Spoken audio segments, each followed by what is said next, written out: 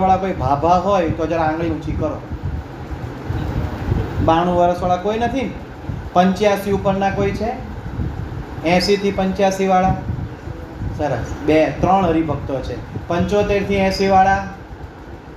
3 4 5. તમે 2 વાર ઊંચો કર્યો? 80 માં છો? હા, એટલે 2 વાર ઊંચો થાય. 70 થી 75 માં 6 એક જણા. 65 થી 70 વાળા ઘણા બધા. 60 થી 65, 60 થી 50. નીચે ઉતરું છો ધીરે ધીરે. 50 થી નાના કેટલા છે? તમે બધાએ મારા કરતા દિવાળી ઝાઝી જોઈ, ચોમાસા ઝાઝા જોયા, બરાબર, ઠંડી વધારે જોઈ, ગરમી જોઈ.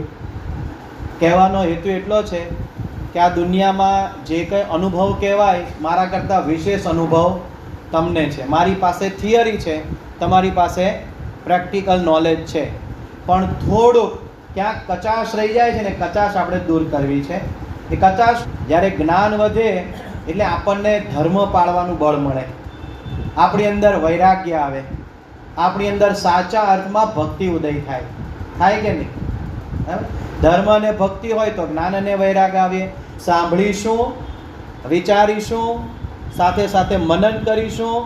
ઘરે જઈને જમતા પહેલાં અને સૂતા પહેલાં 2 વાર આનું મનન ને નિધિધ્યાસ કરશો તો સાક્ષાત્કાર થશે, સુખ લઈશો.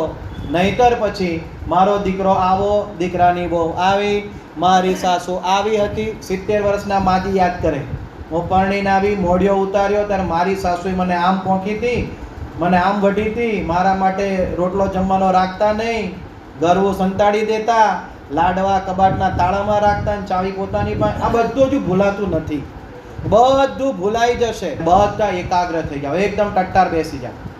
મહંત સ્વામી મહારાજ એકદમ ટટ્ટાર બેસે છે 92 વર્ષની ઉંમરે. એટલે તમે હજી એટલા ડોસા તો થયા નથી, એટલે તમે હજી બધા જુવાન છો. કેવા છો?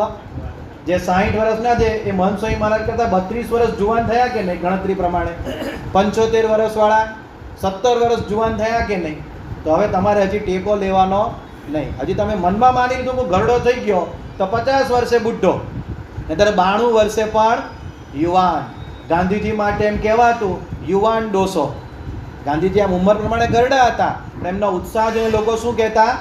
યુવાન ડોસો. તો આપણને કોઈક જુવાન કહેવા જોઈએ. એવી રીતે બેસવાનું, ચાલવાનું ઉત્સાહમાં. આમ પડી ભાંગેલા માઇક આંગલાની જેમ નહીં.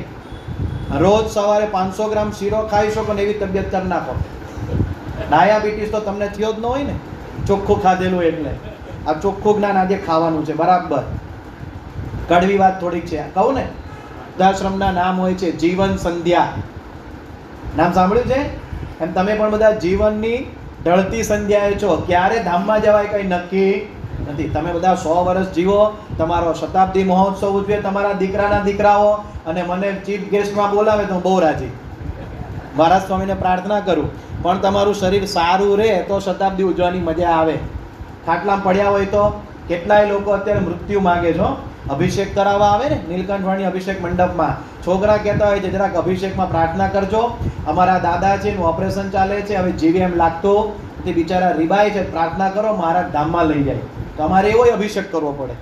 અને કોઈક નાના ટેણિયા લઈને આવ્યા હોય, મહામુક્ત 90+ પરમ પૂજ્ય મહંત સ્વામી મહારાજના શબ્દોમાં, તો કે આનું સ્વાસ્થ્ય સારું રહે, દીર્ઘાયુ એવી પ્રાર્થના કરો. એવી પ્રાર્થના કરીએ. આ મોટા ગરડા છે ને બધા અહીંયા વૃદ્ધો વડીલો, એટલે બધા મોટા ભાગના સફેદ કપડાં પહેર્યા છે. સૌથી વધારે સરસ દર્શન ને સરળતાથી યાદ રહી જાય એવા જો મહારાજના વાઘા હોય ને તો એ સફેદ વાઘા છે. મહારાજે સફેદ ધોતી પહેરી હોય, સફેદ ખેસ હોય ને સફેદ છોગલાવાળી પાંખ હોય, તરત યાદ રહી જાય. સાચું કહેજો, simplicity is the best beauty. સાદાઈ છે ને એ સૌથી વધારે સુંદરતા છે. પણ યુવકોને અત્યારે સમજાતું નથી, પણ તમને સમજાઈ શકે કે જેટલું સાદું જીવન હોય એટલી એમાં મજા. કે આખો દિવસ 24 કલાકમાં 8 કલાક ઊંઘવામાં ગયા, બાકી રહ્યા 16 કલાક. એમાં સવારે ઉઠીને રાત્રે સૂઈએ, કેટલાક બપોરે સૂઈ જતા હોય તો 10 કલાક ઊંઘમાં જાય. તો બાકીના સમય દરમિયાન જે વિચાર આવે છે એ મોટા ભાગે શેના વિચાર આવે? પોતાના શરીરને લગતા. શું ખાવું, શું પીવું, નાહવાનું ક્યારે, કયો પાવડર ચોપડું, કઈ લિપસ્ટિક લગાવવું, કયા કપડાં પહેરવું, આ બધા વિચાર આવે ને.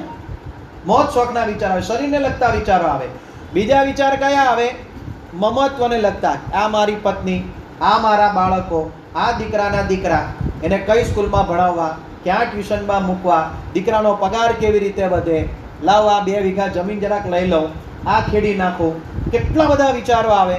અમે તમને થોડાક સેમ્પલ આપ્યા, પણ શેને લગતા છે? મુખ્ય 2 વિષય, એક પોતાનો દેહ અને બીજો દેહના સંબંધીઓના. આ બધા વિચાર આવે છે, કેમ ટળે?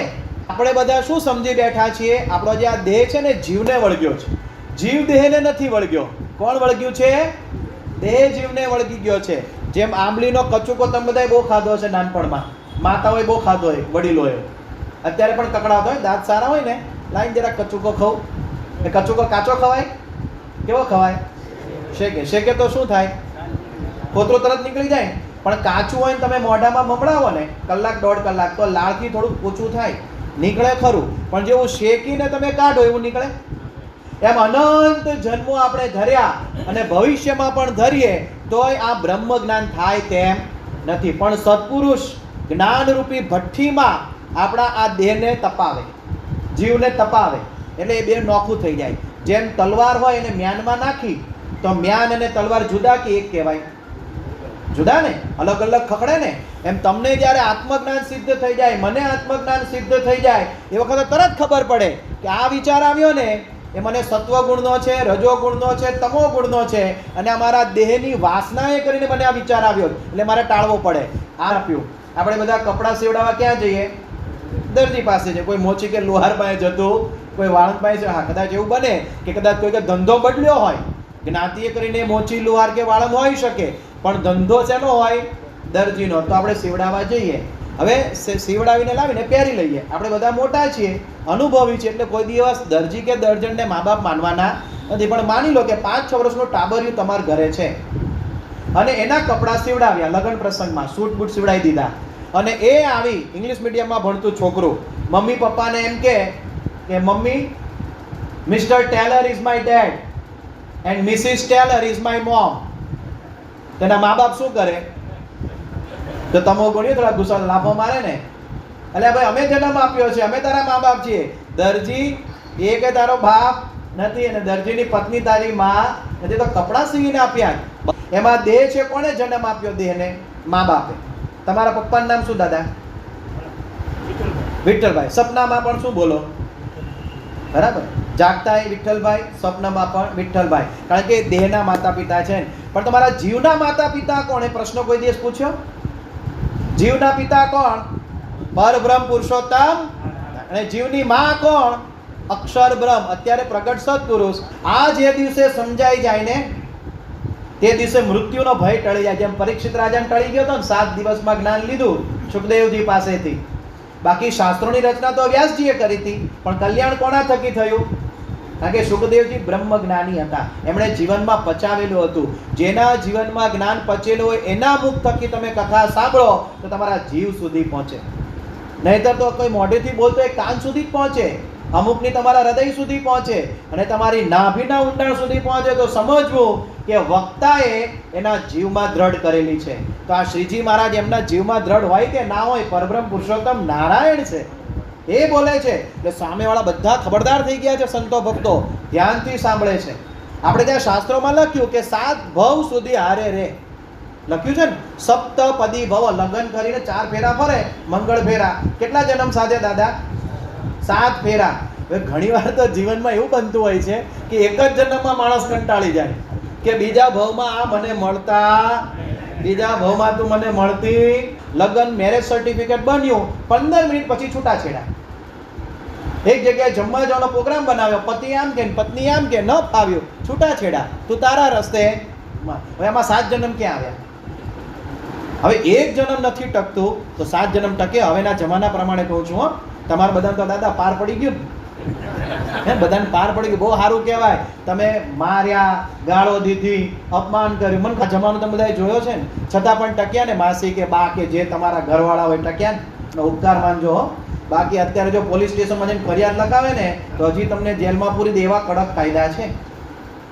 એટલે ડોસીમાં તમારા ઉપર ઉપકાર કરી રહ્યા છે, ભગવાન ભજવા દે છે, 3 ટાઈમ તમે ખાઈ શકો છો, અને એસીમાં ને પંખા નીચે શાંતિથી કથા વાર્તા સાંભળીને હુવો છો. કાયદા બહુ કડક છે. એક જન્મ છે ને પછી ખ્યાલ નથી રહેતો કે આ ગયા જન્મમાં મારો પતિ હતો, કે આ મારો બાપ હતો, કે આ મારો દીકરો. કોઈને એવું જ્ઞાન છે કે આ ગયા જન્મમાં મારું આ સપન હતું? શ્રીજી મહારાજે એક વચનામૃતમાં એવું કીધું કે આપણે કેટલા જન્મ લીધા છે, જેટલું દરિયામાં પાણી છે એટલું આપણે માતાનું ધાવણ ધાવે, એટલે કે આપણે દૂધ પીધું છે. હવે હું તમને વિજ્ઞાનની ભાષામાં કહું થોડુંક, તમે બધા થોડું ઘણું ભણ્યા હશો. વિજ્ઞાનમાં ઘણો સજીવ સૃષ્ટિ આવે, એમાં પ્રાણી સૃષ્ટિ અને વનસ્પતિ સૃષ્ટિ જુદી, એમાં જીવજંતુનું આખું કલ્ચર જુદું, એમાંય સસ્તન પ્રાણીઓ આવે કે જે બચ્ચા તરીકે જન્મે.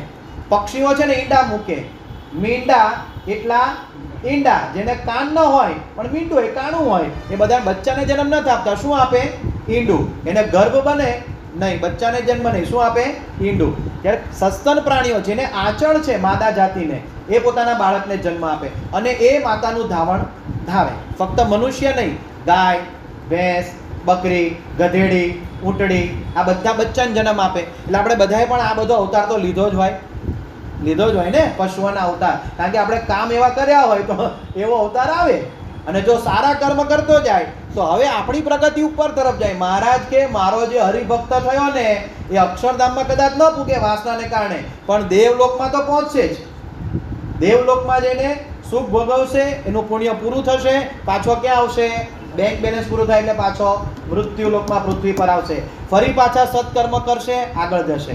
પણ આપણને ગુણાતીતાનંદ સ્વામી એક ધ્યેય આપ્યો છે, આપણે તો અક્ષરધામમાં જવું છે એવો એક સંકલ્પ રાખો અને પ્રયત્ન પણ એના કરી જ દેવાના. મારાથી ન થાય, મને ખબર પડતી, કશું જ નહીં, માળા ફેરવે રાખો, શ્રીજી મહારાજની મૂર્તિનું ચિંતન કરો, મહંત સ્વામી મહારાજ કે જે વિચારમાં જોડાઈ જાઓ, ઓટોમેટિક અક્ષરધામમાં પહોંચી જાય. તમને નાનું ઉદાહરણ આપું. તમારા ગામમાં કોઈનું મૃત્યુ થયું છે?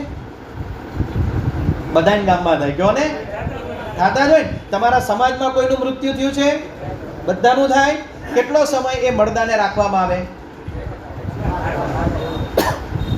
હું અત્યાર સુધી 20 મૈયતમાં ગયો છું આટલી ઉંમરમાં. તમે મારા ખ્યાલથી 50 થી 100 તો એવરેજ હશે.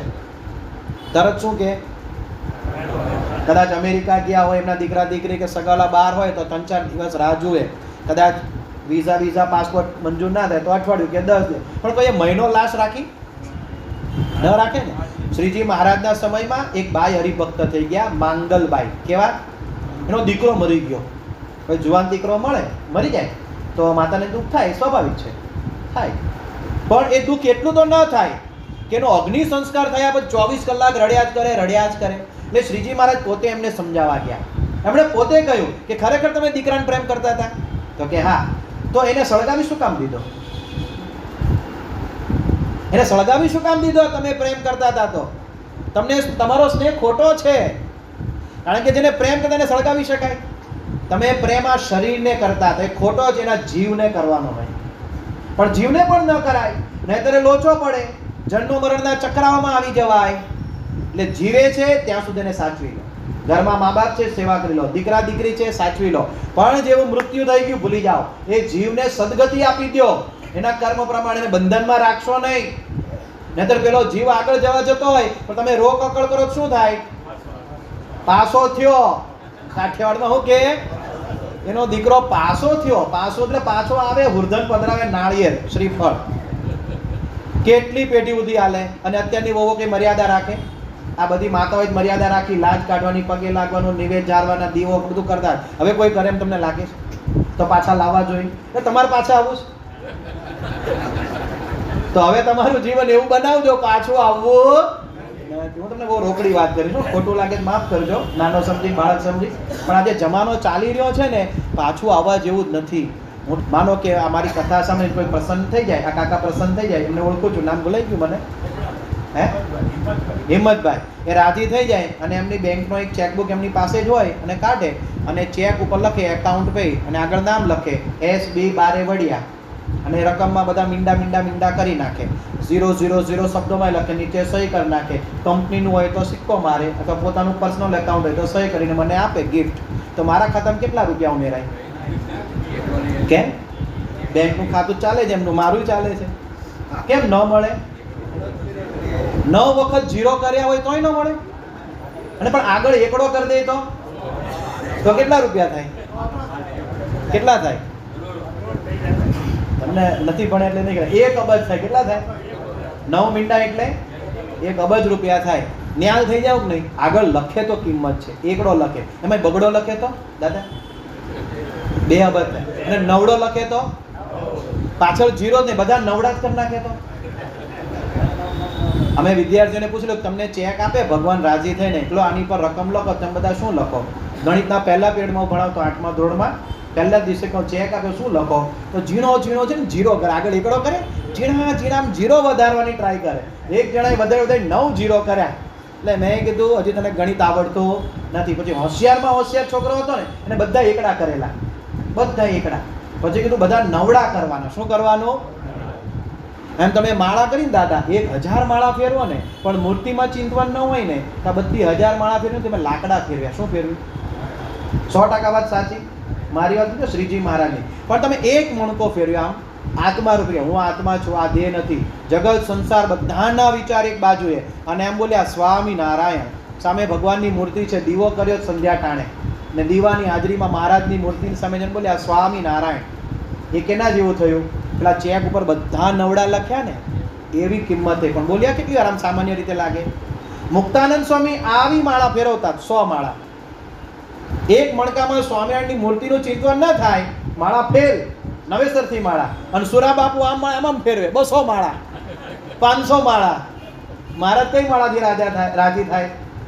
એટલે આત્મા રૂપે વર્તવાનો મહારાજ ભાર આપે છે. ટૂંકમાં પૂરું કરું છું. દેહ ને દેહના સંબંધીને વિશે અહમ મમત્વનો ત્યાગ કરીને ને પોતાના આત્માને બ્રહ્મરૂપ માનીને ને સર્વ વાસનાનો ત્યાગ કરીને સ્વધર્મમાં રહ્યો થકો જે ભગવાનને ભજે છે તે સાધુ કહેવાય છે. ત્યાં કપડાં બદલવાની વાત જ નથી. ઘણાને વસવસો રહી ગયો હોય કે આના કરતાં હું સાધુ થઈ ગયો હોત તો ભગવાને, પણ એવો અફસોસ કરવાની જરૂર નથી. જેને જેને અફસોસ મૂકી દેવાનો. આત્મા રૂપે વર્તવા માંડો, ભગવાનનું ભજન કરવા માંડો. દેહ ને દેહના સંબંધીને ભૂલી જાઓ. જરૂર પડે, અતિશય જરૂર હોય તો દાદીએ સલાહ આપી. વહુ પૂછે કે બા આનું શું થાય તો સલાહ આપી. સામેથી દોઢ ડાપણ કરવું. એક સાહિત્યકારે બહુ સરસ મજાની વ્યાખ્યા આપી કે ઘડપણ એટલે શું દાદા તમને કહું. તમારા જમાના તમે બહુ જ બુદ્ધિશાળી હતા, હું ગેરંટી આપીને કહું. એમનું નાક લાંબુ છે, થોડુંક પોપટ જેવું છે, બહુ જ હોશિયાર હતા. આખું ગામ એમની સલાહ લેતું હશે. લેતું તું સલાહ આખું ગામ. પણ અત્યારે કોઈ નથી પૂછતું. એનું જ નામ ઘડપણ. જિંદગીનો સૌથી વધારે અનુભવ, સૌથી વધુ જ્ઞાનનો ખજાનો કોની પાસે હોય? ઘરડા પાસે. કોની પાસે? પણ એને કોઈ પૂછે જ નહીં. એ અવસ્થા, એ જ ઘડપણ. અને હવે આ જ સહન કરવાનું છે. તમને ખબર પડે છે છતાં તમે બોલો, પહેલેથી કોને નહીં કહેવાનું. એને ટીંચાવા દો. ટીંચાઈને પછી આવશે સલાહ, પછી આપણ એટલા વહાલા લાગશો ને તમે, બીજી વાર સામેથી પૂછવા આવશે કંઈ પણ શરૂ કરતા પહેલા. આ ઘણીવાર સાસુઓના ઝઘડાનું કારણ શું છે? આ સાસુ પહેલેથી કહી દે તું આમ ચા મૂકજે ને આમ ઉકાળજે ને દૂધ ના બળવા દો નહીં. એકવાર નાના છોકરામાં દાંત છે, અલી આમ ન કરી, સોફામાં કૂદે પડી જાય, એટલે કૂદવા દો. એકવાર મચકોડ આવવા દો, એની માં ધ્યાન રાખશે. તમે તમારા દીકરા દીકરીનું બહુ ધ્યાન રાખ્યું, હવે તમારા જીવનું કરી લ્યો. વાત સાચી ખોટી દાદા? એટલે બહુ ટકટક નહીં, તમે ટકટક કરશો ઘરડા ઘરમાં નાખી આવશે. હવે સુધારો કરવાનો હોય ને તો આપણે જ કરવાનો. આખા ગામની અંદર કાંટા હોય અને તમે આખું ગામ સુધારવા જાઓ તો મેળ પડે? આપણે જોડા પહેરી લેવાના, ભલે ગામમાં કાંટા પડ્યા હોય. વરસાદ બહાર પડતો હોય, વરસાદ તમારથી રોકાવાનો સામર્થ્ય છે? ઉપલેટાના લાલા બાપા જેવું છે તમારે? એ બંધ એવા સંકલ્પસિદ્ધ પુરુષ થયા છો? નથી થયા. છત્રી લઈ લો ને 200 રૂપિયા વાળી, છત્રી લઈને બહાર નીકળો. વરસાદ લાગશે ને એમ સમજણ રૂપી છત્ર લઈ લો તો સુખ્યા થવાય. મહારાજ કહે છે. અને જેને એવું સાધુપણું આવ્યો તેને ને પુરુષોત્તમ ભગવાનને કાંઈ છેટું રહેતું. લ્યો, શ્રીજી મહારાજ કે અમે કેટલા દૂરથી આવ્યા છીએ, અક્ષરધામથી. લાખ મણ લોઢાનો ગોળો ત્યાંથી પડતો મૂકું તો વાયુના લેરખે ઘસાતો ઘસાતો પૃથ્વી પર રજ ભેળો રજ થઈ જાય. વિચાર માંગી લેતી વાત છે તો આપણી કોઈ હેસિયત કહેવાય? પણ મહારાજ આપણને કઈ કક્ષામાં મૂકવા માંગે છે કે તમે આત્મારૂપ કરશો તો અમારે તમારે કાંઈ લગોલગ હૃદયમાં આવી ગયા. આવો રે વાલા હું તો તમારા મોળીડા પર મોહી. આવો રે વાલા. હા, ભજન ગાઓ બેઠા બેઠા, સાંભળો, મોબાઈલનો ઉપયોગ કરો. ઘરે દીકરા દીકરીને કહી દે મોબાઈલ સરસ આપે. એટલા પૈસા આપ્યા છે ને દાદા, એટલા તો બચાવ્યા છે ને તમે. એક સરસ મોબાઈલ લઈ લો, યુટ્યુબ ચેનલ ચાલુ કરો, અમારા જેવાની કથા સાંભળો, સબસ્ક્રાઇબ કરો, આપણા સંતોના કીર્તન સાંભળો. મૂર્તિ સિવાય બીજું કાંઈ ન, નક્કી કરી નાખો. મૂર્તિ સિવાય બીજું કાંઈ કરવું નથી. ભગવાનની મૂર્તિ હવે સિદ્ધ કરવી છે બસ. અને આપણા ભગવાન તો બહુ દયાળુ છે.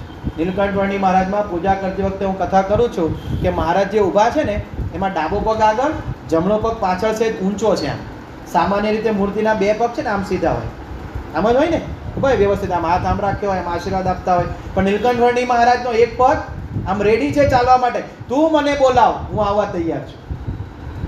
તું એક પગલું મારી તરફ ભર, હું તારી સામે 100 પગલા ભરીને આવું. પણ આપણે બોલાવતા જ નથી ખરા હૃદયથી.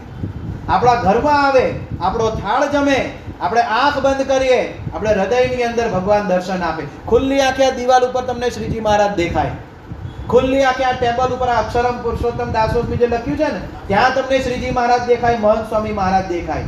એવા પરમ કૃપાળુ પરમાત્મા છે. પણ આપણે એ દિશામાં કોઈ દિવસ પગલો ભર્યો નથી. તો આજથી એક સંકલ્પ લઈને જાઓ કે મારે પૂજા કરું તે દરમિયાન બીજો કોઈ વિચાર નહીં. ચા બની હોય કે ના બની હોય, દૂધ બન્યું હોય કે ના બન્યું, બધું મળવાનું જ છે. ખીચડી બની હોય કે ના બની હોય, કઢી બની હોય કે ના બની હોય, મૂર્તિ હૃદયમાં ધારવી છે બસ. મારા દીકરા, એના વહુ, એમાં શ્રીજી મહારાજના દર્શન કરવા, મારા પાડોશીમાં શ્રીજી મહારાજના દર્શન કરવા, આ ખુરશીમાં શ્રીજી મહારાજ જોવા, આ ટ્યુબલાઇટમાં શ્રીજી મહારાજ જોવા, આ પંખામાં શ્રીજી મહારાજ જોવા. આવો એક એકદમ દ્રઢ સંકલ્પ કરી દો અને પછી જુઓ તમને કેવું સુખ આવે ભજન ભક્તિનું. આમ તમને છે ને યોગી બાપા કહેતા ને, આમ ઝાલ્યા નહીં રહો, આનંદના ફુવારા છૂટશે. ઊંઘમાં પણ તમને સપના છે ને આવશે, મહારાજના આવશે. જો આ બધું નહીં કરો, આ સંકલ્પ નહીં કરો તો સપનામાં ભૂતય આવે, પિતૃય આવે, એરુય આવે, તમે જે ચિંતો એ મળશે. આપણું મન છે ચિંતામણી છે. કેવું છે?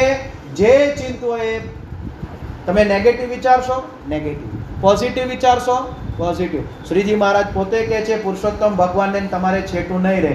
હવે છેટું રહે છે તો વાંક કોનો? મહારાજે તો એક બાજુથી લોઢું ગરમ કરીને તપાવી દીધું, સાંધો પાડી જ દેવો જ. પણ આપણું લોઢું કેવું છે ખબર છે? પેલા ગંગાના ધારામાં મૂકી આવ્યા છે, હિમાલયની અંદર નાખી દીધું છે, એકદમ ટાઢું બોળ છે, અને બહાર કાઢવાનું છે. અને ક્યાં જોઈન્ટ કરવાનું છે? મહારાજના વિચાર સાથે. શ્રી સ્વામિનારાયણ ભગવાનની જય.